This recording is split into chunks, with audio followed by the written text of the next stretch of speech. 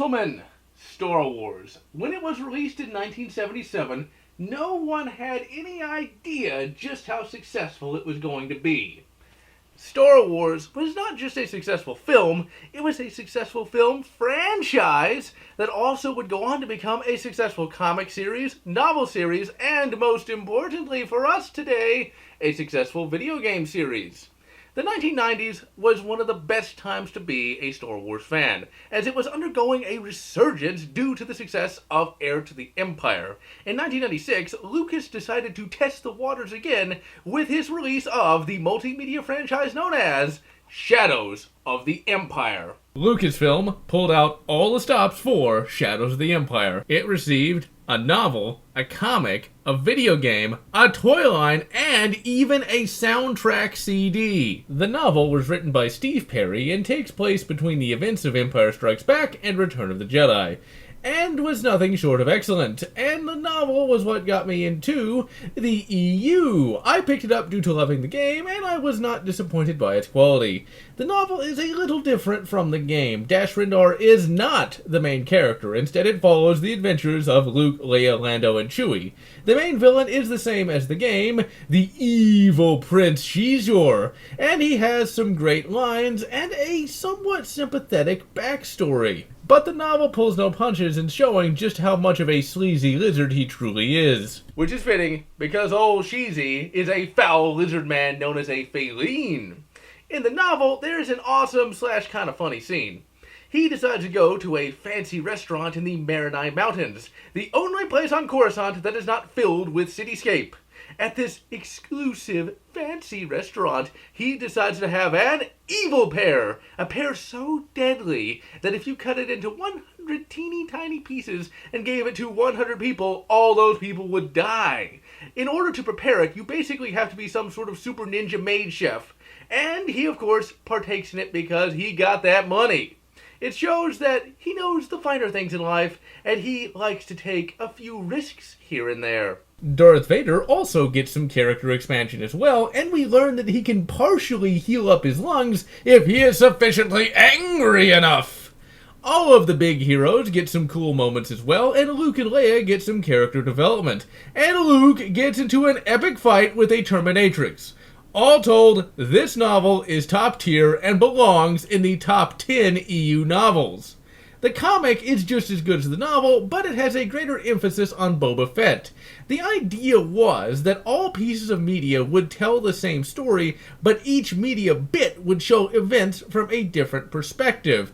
This could easily fall flat, but Lucasfilm had many a talented writer back then, and so all the various bits of media are consistent in both quality and continuity. The comic has great art and dialogue, and the Boba Fett parts are nothing short of excellent. Merchandising, merchandising, merchandising, where the real money is made. Shadows of the Empire, of course, had a corresponding toy line that was positively amazing. And of course, since it was the 90s, had an excellently cheesy 90s toy commercial that I would love to show in its entirety, but Googlog is as Googlog will, so I will only be able to show you a tiny fraction of it, but it will be the best fraction. Luke Skywalker goes undercover with Soldier of Fortune Dash Rendar. Getting kind of excited there, Mark. It's a good thing that Luke Skywalker in Imperial Guard disguise looks damn good.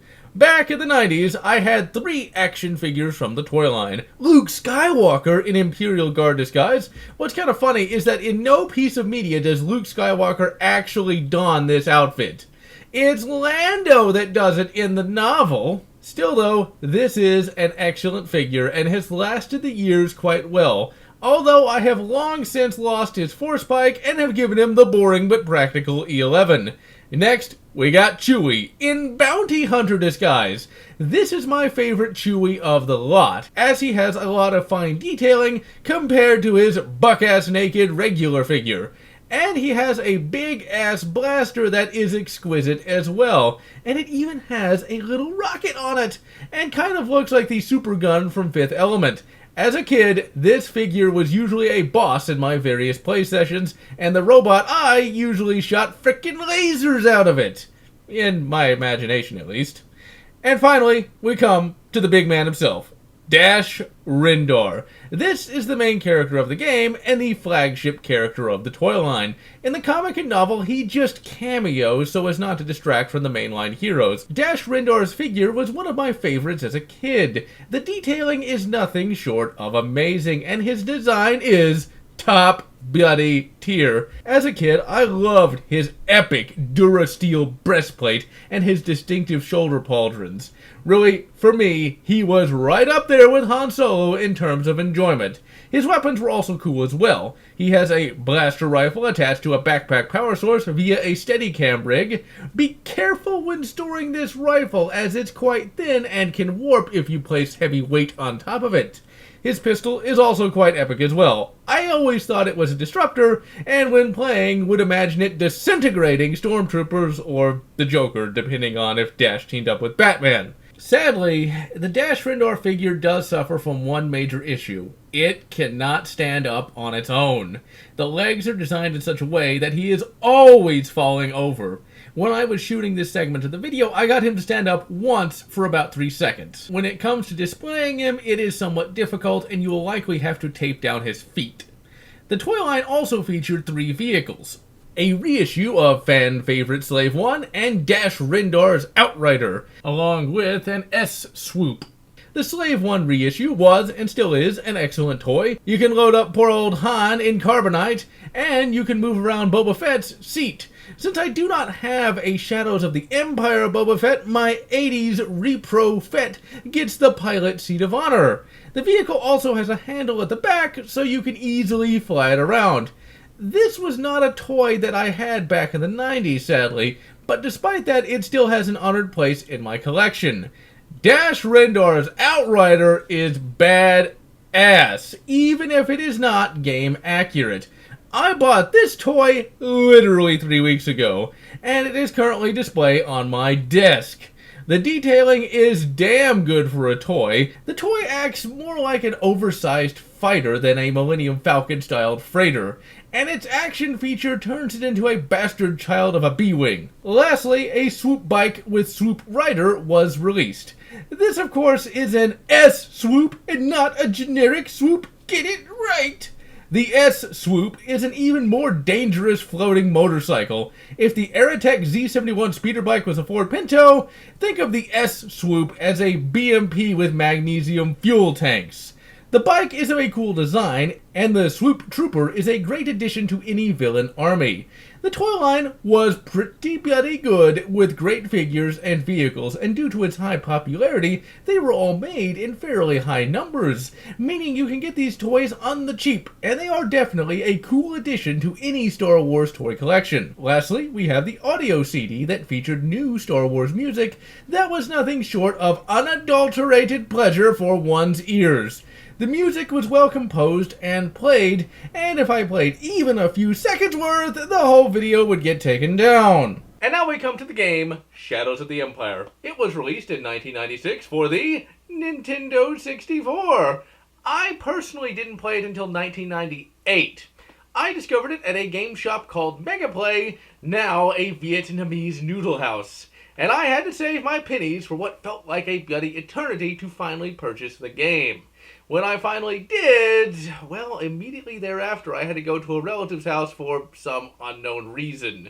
And all I got to do for what felt like another eternity is just stare at the box, wishing I could play it. Even though we are taking a look at the PC version today, we are still going to take a look at the N64 game box anyway.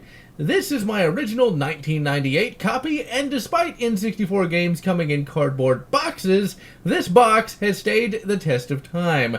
This box came from a time when games had to reach out to the player. Not everyone in 1998 had the Internet, and not everyone paid attention to commercials. I know I didn't, and thus this game sold itself due to its great box art. Gotta love, only on the N64. Yeah, right. Not for long. The box really does a great job selling the game, and the front cover is at the quality of a movie poster. The various screenshots on the back sold the game quite well, as they actually came from the game, and all the promises on the back do indeed come true in the game. Even the box is well crafted. When you open it up, The game rests on a cardboard cradle. It always annoyed me that other N64 games didn't use this. Rather, they were almost always like this one here. They just had little slots that you dump the game into. The only other game that used the cardboard cradle was Super Mario 64, and I cannot imagine it cost any more to use this versus the goddamn cheapo slot method.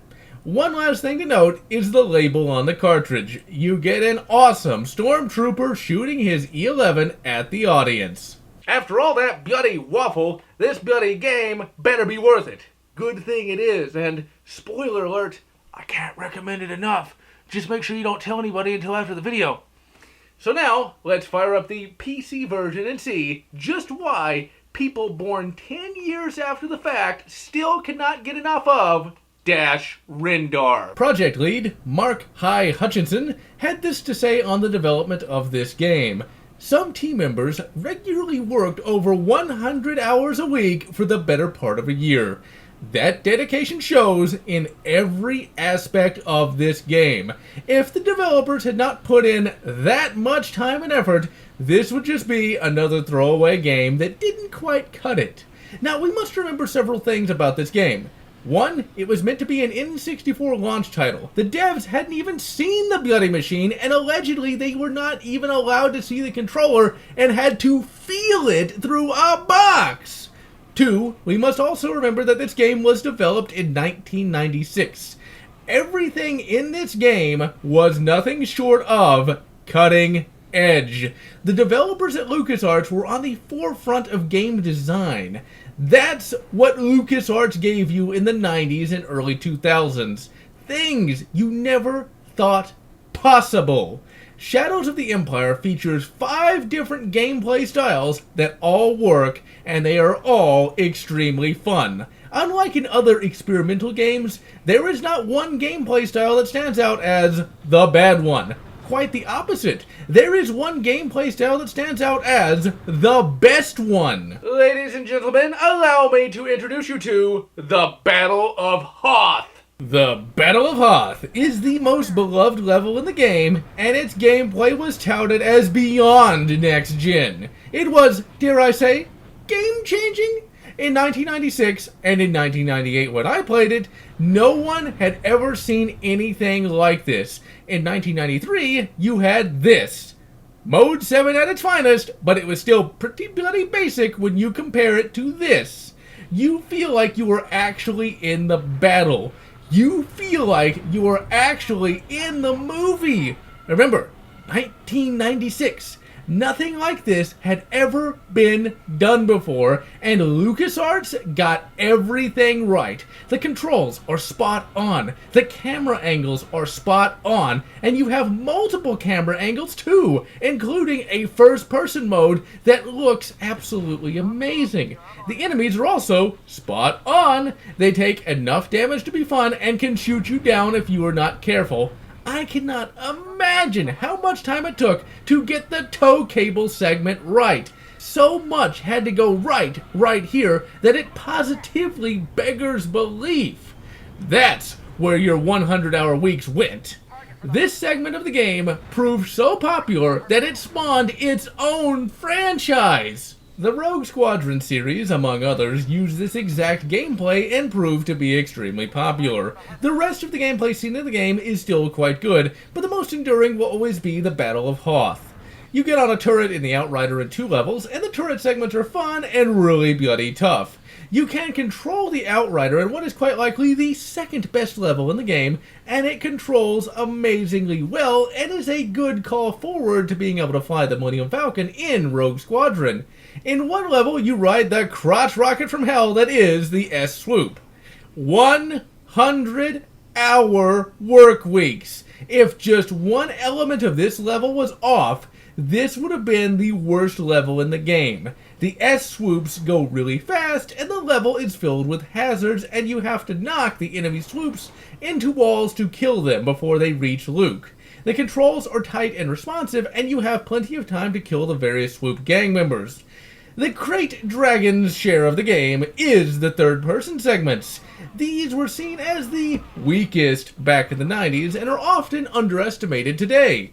Oh dear, ladies and gentlemen, where to start with the third-person segments? Today, the modern gamer is spoiled with the over-the-shoulder camera, but early third-person shooters had considerable issues with camera control, and they had even more issues with platforming. Good third-person shooters were very few and far between. Remember, 100-hour work weeks. To be certain, the third-person shooter levels have aged in terms of gameplay, but they have aged in a way that is comparable to the .38 Special Revolver. Sure, it's old compared to a modern-day polymer frame striker-fired pistol, but it is certainly not useless, nor is it so old as to be a fossil better left in the back of the vault. The third-person shooting levels had to get a great many things right to be as good as they are. The camera is nothing short of excellent. You can always see what you need to see when you need to see it, even though there is not a second analog stick. Many later games would have considerable issues with getting the camera to point where you bloody well need it to. Allegedly, a certain individual at Nintendo looked in on the development and stated that you should be able to see Dash's feet and that the camera should be like a hot air balloon behind him. I would like to think that this story is true because the camera is pretty bloody amazing for 1996. The third-person shooting segments play quite well and are some of my favorite levels in the entire game. They feature a good mix of shooting and platforming, and both are quite fun indeed. The shooting is a bit on the old side, though. You cannot target an enemy, nor can you actually aim the blaster. Rather, you point Dash in the general direction as an enemy and shoot to your heart's content. Hokey religions and ancient weapons are no match for a good DL-44 at your side, kid. Dash, being a bad sumbitch, does not carry anything but the best. He packs the finest heater in the galaxy, the DL-44. That's right, the very same as Hand the Man Solo. This pistol is a bit different from the norm, though. Your basic shot is just a standard laser that has infinite ammo, and it's good for just about anything sans bosses. The DL-44 will be your only weapon in the game, but you can pick up specialty ammo Outlaw Star style. You can pick up Seekers. The Seeker works as a decent little rocket launcher, but I would recommend saving them for bosses. And you can also pick up phased plasma pulse ammo that you will never use because you'll be saving it up for the boss fights, as it shreds bosses in just a few hits. Late game, you get a disruptor, and it disrupts bosses' lives. The ammo is very limited, and you have to go out of your way to find it, but it can make the difference between an easy fight and a hard one. Now you can also, in addition to those 3 useful rounds, pick up flame rounds and a stunner round. I never used either one in the entire game, mainly because they did not confer on me any real advantages. Jetpacks make everything more awesome. So how do you make an already trend-setting game even more awesome? You add a jetpack for more epicness. Dash gets a jetpack at a few levels, and it controls quite well and makes for some super/mega fun gameplay. The only minor issue is the fact that the blaster targeting does not like to work that well, and if you are not careful, you can be shot down in flames. The difficulty for the game is that of a, new term, pit sweater. A pit sweater is a game wherein one's armpits begin sweating due to the level of challenge and amount of difficulty one must overcome. This is a game wherein you can beat a level in about 10 minutes, if you know what you're doing. If you don't know what you're doing, you will die in the first 5 minutes, and you'll have to play the entire level all over again. Shadows of the Empire is a game that rewards players' skill and memorization. While I normally abhor the lives system, it actually works quite well here. The lives system is generally used as a crutch to extend a short game via fake difficulty. In this game, if you know what you are doing, you can do everything without dying once. The game gives you plenty of health power-ups in cereal box and candy bar variety, usually more candy bar than cereal box. The platforming is generally easy, provided you know what you are doing, and most enemies will not blindside you outside of 1 or 2 places. The bosses, while tough, can generally be brought down in seconds if you know where to hit and with what weapon.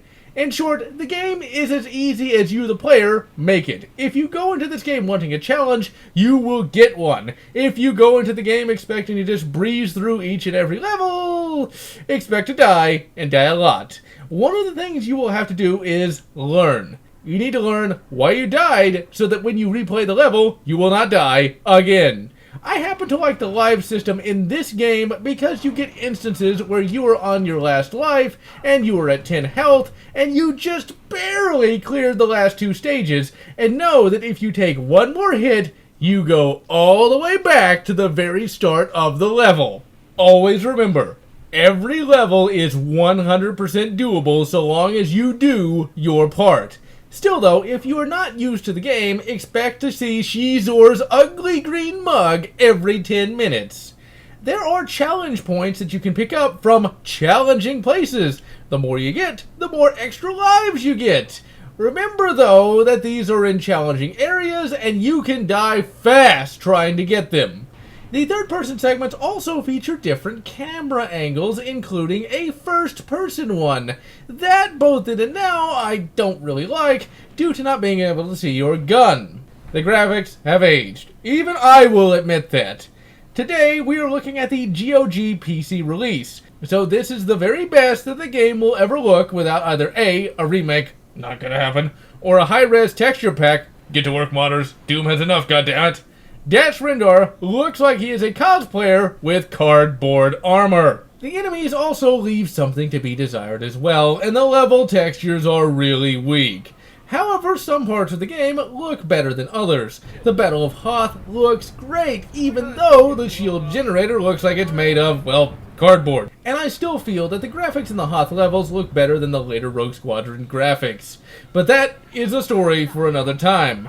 Despite the weak graphics, the levels are nothing short of amazing and have all the verticality that people want again. The various large elements in the game are suitably big, and when you get out of the Outrider, the bloody ship is as big as it should be, and the level architecture is suitably impressive even to this day. And there are numerous details in the background that are most impressive, such as shuttles flying off and things of that nature. So like with the Falcon, she might not look like much, but she's got it where it counts, kid. Today, we are taking a look at the PC version instead of the N64 version, and that's because the N64 version does not emulate as accurately as I would like. When it comes to PC ports, not all are created equal, and not all GOG re-releases are created equal either.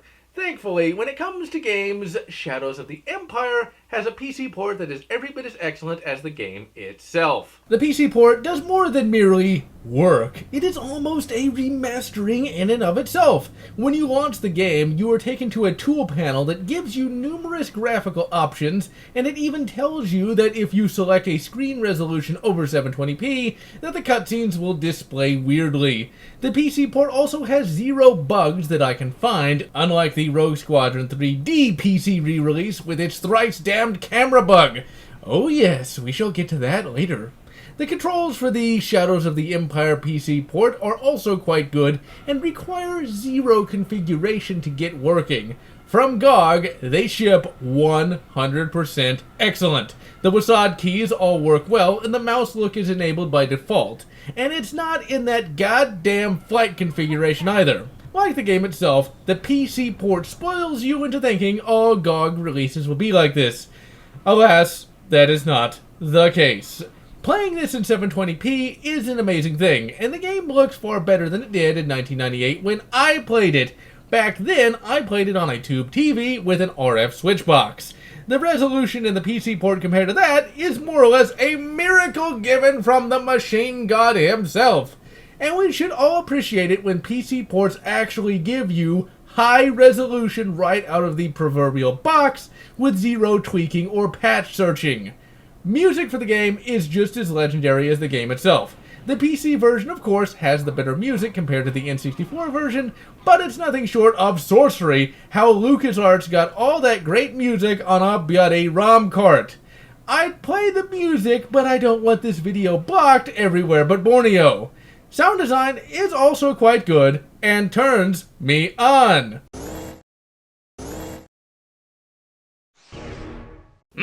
Gets me going every time. Those sound effects actually come from Dark Forces. The final sexy sound is actually the Extra Life pickup sound. The most notable sound to come from Dark Forces is Dash's jump sound. It's Kyle Katarn's jump sound. The game has a tiny bit of voice acting, and it is also quite good. Sans one scene. Dash Rendar's voice actor does not phone it in at all, and actually gives Dash full character. The other voice actors, sans one, also take the game seriously and give it their all. Once again, LucasArts was at the forefront of innovation. As one can imagine, the story is every bit as excellent as the gameplay. The game starts up shortly before the Battle of Hoth. The intro cutscene will be different depending upon what version of the game you are playing, and the N64 version gets an extra gaming point because it has a great Han/Dash scene where they rag on each other's ship. In the PC version, Harrison Ford does not appear as a late 90s 3D model, and all we get is Dash talking to his robot buddy Lebo about how he talked to Han Solo and that he is going to hop into an airspeeder and kick some imp ass.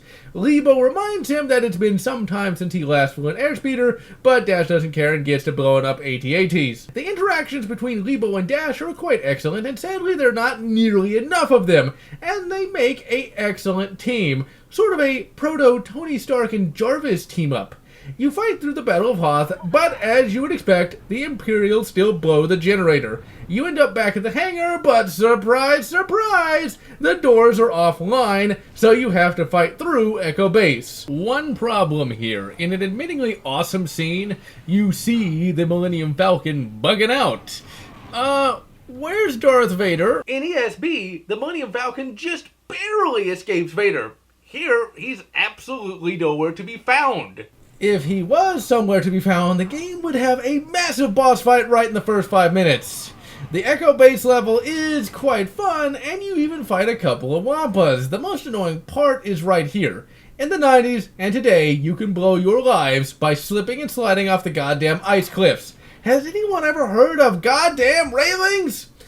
Although, this is also one of the more fun areas, as you can shoot enemies right off the side of the cliff. Eventually, you get the power back on, and you have to effect an escape. What's rather amusing is, right here, the floor just starts to randomly come apart. I would have hated to have worked in Echo Base. Goddamn place is a death trap. The boss fight for this level is an ATST. It is an easy boss, if you know what you're doing. However, after 15 plus years of not playing the game, I didn't know what I was doing, so I promptly wasted all my seekers and thus had to circle stray for what felt like 20 goddamn minutes, chipping away at its goddamn health with my goddamn pop gun. The strategy here is simple. Save your seekers and shoot at the head, but be careful, the ATST can kill you in just a few hits. When you kill it, Dash does this cool little post-battle victory crouch. Next, you have to escape the imps in an epic chase reminiscent of the Empire Strikes Back asteroid chase. The Star Destroyer looks damn good, and killing the TIEs takes skill and patience. Although I remember the N64 version being substantially easier, the TIE pilots love to shout "Tenno Banzai!" and crash into your ship, and you can be killed in literal seconds if you are not careful. After you escape the imps, it's time for the subplot to start up. At the end of ESB, Han Solo was frozen in carbonite and given to Boba Fett, and he was going to take him to Jabba the Hutt for a big, fat, juicy bounty. As Dash, you are tasked with finding and stopping Fett. Your first lead is my favorite level of the game, Ord Mantell. Not only is the name cool, it's a train level, and longtime fans of the channel will know that I love me some train levels, and this one is damn good.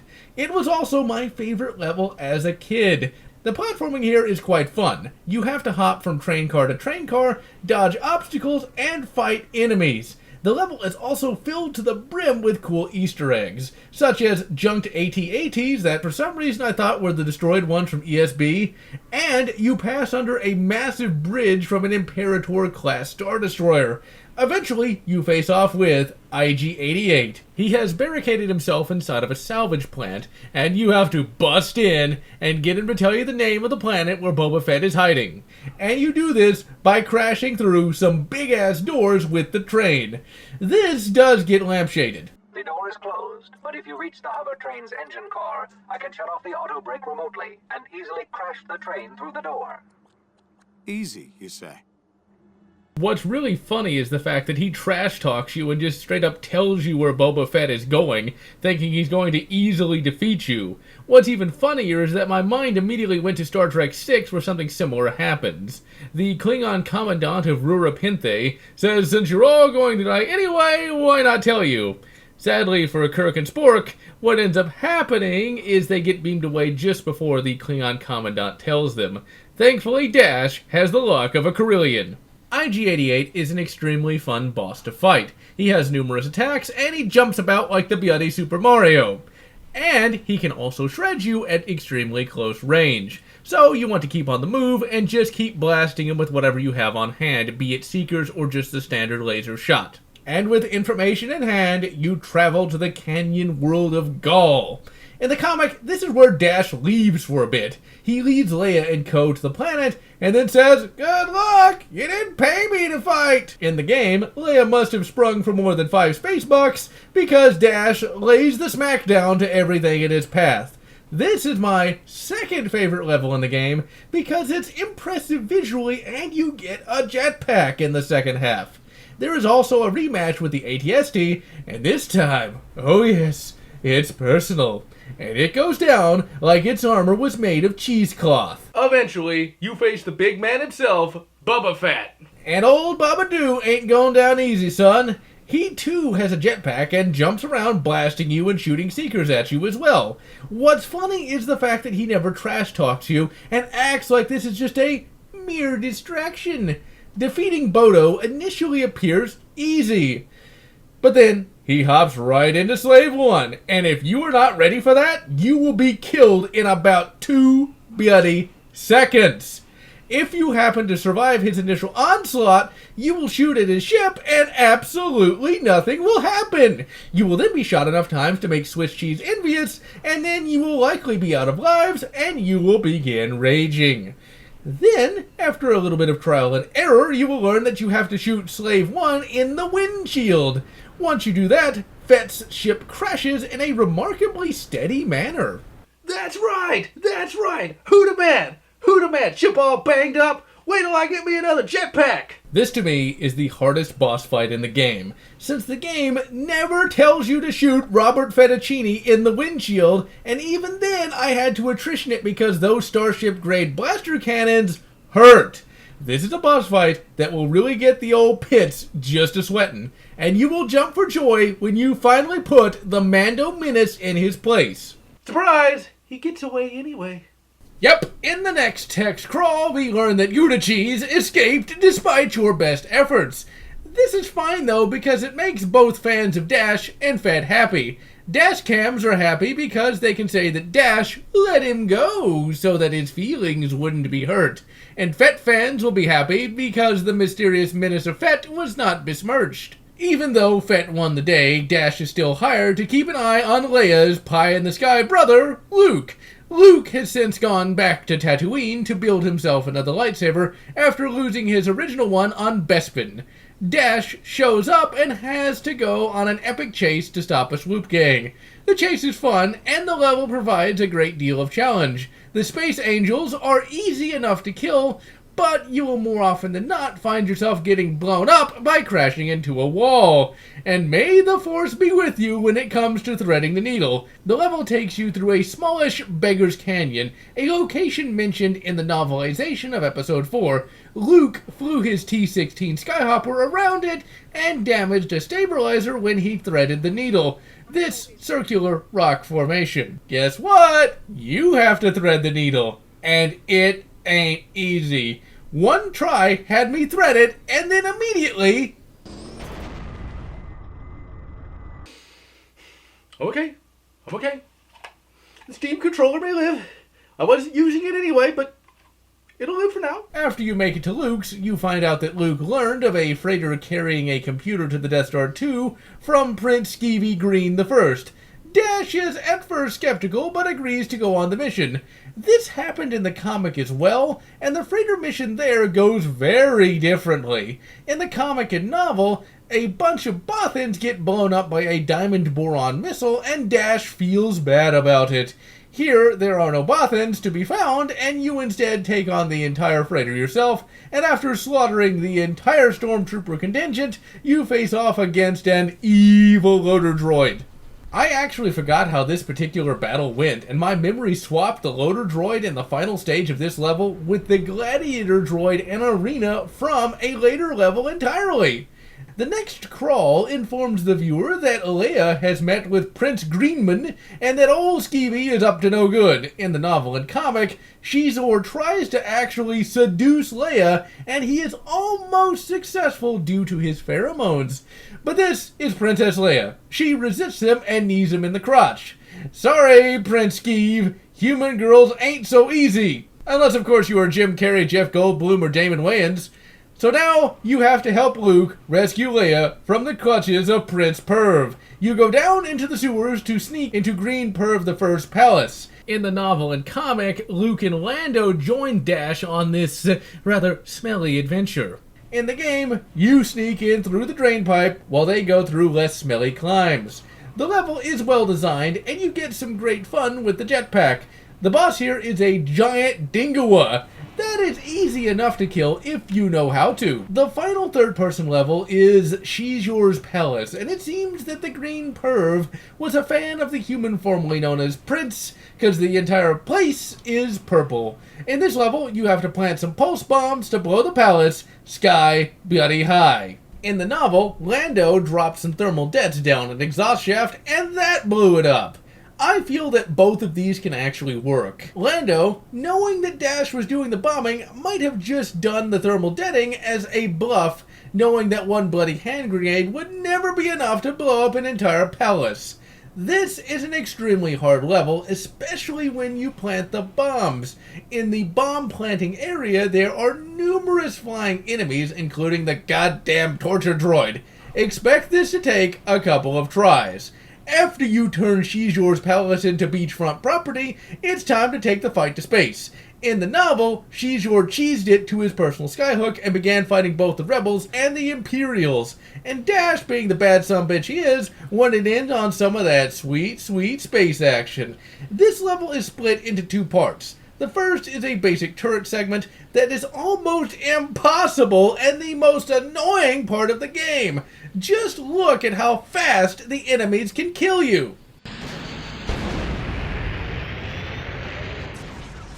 What do you think I am, a bloody Spartan 2? You really have to attrition this, and I think the devs knew how hard this was going to be because they give you numerous extra lives, and once you make it through the bloody space no man's land, you enter the second best level in the game.